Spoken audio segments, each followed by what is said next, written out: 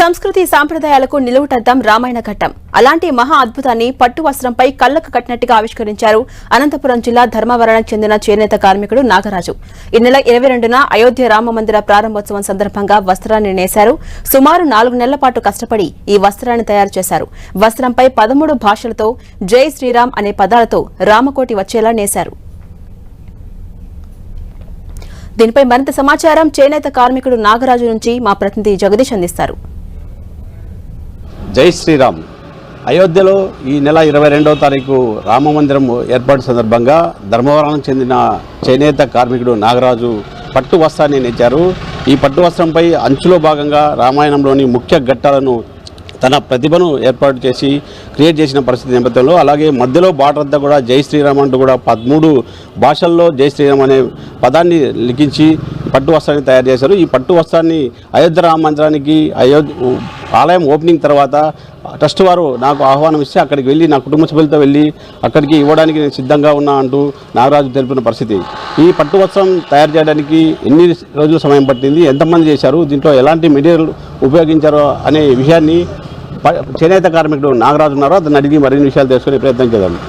నాగరాజు గారు చెప్పండి, అయోధ్య రామ మందిరం ఓపెనింగ్ సందర్భంగా మీరు పట్టు వస్త్రాన్ని రాముడికి సీతారాములకు బహుకరించాలనుకున్నారు. ఈ ఆలోచన మీకు ఎలా వచ్చింది? మీరు ఎవరైనా మీకు ఇచ్చారా లేదా మీరు సొంతంగా వచ్చిన ఆలోచన? మనకి 500 సంవత్సరాల నుంచి మన హిందువులు ఎంతో పోరాడుతున్నారు అయోధ్య రామ మందిరం నిర్మించాలా అని. మనకి 5 సంవత్సరాల కిందట సుప్రీంకోర్టు వారు అనుమతి ఇచ్చారు. అయోధ్యలో రాముడు పుట్టినది నిజమేను, రామ మందిరం నిర్మించాలా. ఇకనే ఆర్థిక సహాయం కాకుండా ఏదో ఒకటి వస్తు రూపంలో ఇవ్వాలా, అయోధ్య రామ మందిరానికి కానుకగా ఇవ్వాలని నాకు ఆలోచన వచ్చింది. అందులో భాగంగానే నేను ఈ అత్యద్భుతమైనటువంటి రామాయణంతో కూడినటువంటి పట్టు వస్త్రాన్ని తయారు చేసి త్వరలోనే కానుకగా ఇవ్వబోతున్నాను. ఈ పట్టు వస్త్రం నేయడానికి ఎన్ని రోజులు సమయం పట్టింది, ఎంత ఖర్చు అయింది, ఎంతమంది నేర్చారు? నేను ఈ పట్టు వస్త్రాన్ని తయారు చేయడానికి నాకు దాదాపుగా 4 నెలల సమయం పట్టింది. నేను పల్లా సురేంద్రనాథ్ అనే మేమిద్దరూ కలిసి దీన్ని మేము తయారు చేశాము. ఈ 4 నెలల సమయము మేము వేరే పనులన్నీ పక్కన పెట్టి ఎంతో భక్తి శ్రద్ధలతో నిష్ఠతో కూడినటువంటి వాతావరణంలో మేము దీన్ని తయారు చేశాము. నాకు దాదాపుగా 5 లక్షల రూపాయల వరకు ఖర్చు వచ్చినది. నేను చేనేత వృత్తితో పాటు డిజైనింగ్లో మెలకులన్నీ నేర్చుకున్నాను. అందులో భాగంగానే నేను మొదట ఈ రామాయణంలో ఉన్నటువంటి ఘట్టాలన్నీ తీసుకొని గ్రాఫ్ సెట్ చేసుకుంటూ వచ్చాను. గ్రాఫ్లో వచ్చేసి ఏ విధంగా చేస్తే బాగుంటుంది అనే ఆలోచనతో నేను దాన్ని తయారు తీసుకుని మగ్గం మీద నేను తయారు చేశాను. రాముల వారు పుట్టడము, ఆ తర్వాత బాలకాండ, ఆ తర్వాత స్వయంవరం జరపడము, అరణ్యకాండ, కిష్కింధకాండ, దానితో పాటు రావణ సంహారం జరిగి తిరిగి అయోధ్యకు వచ్చి సీతారాముల పట్టాభిషేకం జరిగేటటువంటి ఉన్నటువంటి అన్ని ఘట్టాలను తీసుకున్నాను.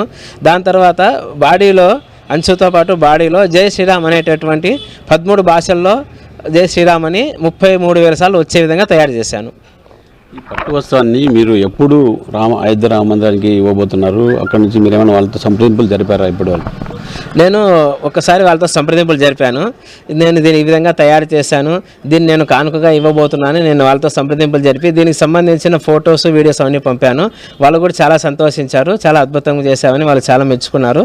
త్వరలోనే అంటే అయోధ్య మనకి జనవరి 22వ తేదీ అయోధ్యలో రామప్రతిష్ఠ అయిపోయిన తర్వాత నన్ను సంప్రదిస్తామన్నారు. నేను అప్పుడు వెళ్ళి నా కుటుంబ సమేతంగా అయోధ్యలోని రామ మందిరానికి కానుకగా ఇవ్వబోతున్నాను.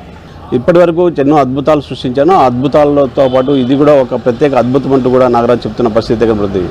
ఇది ధర్మవరంలోని చేనేత కార్మికుడి ప్రతిభ. వీడియో జర్నలిస్ట్ చంద్రమోహన్ రెడ్డితో జగదీష్, 10 టీవీ, ధర్మవరం నుంచి.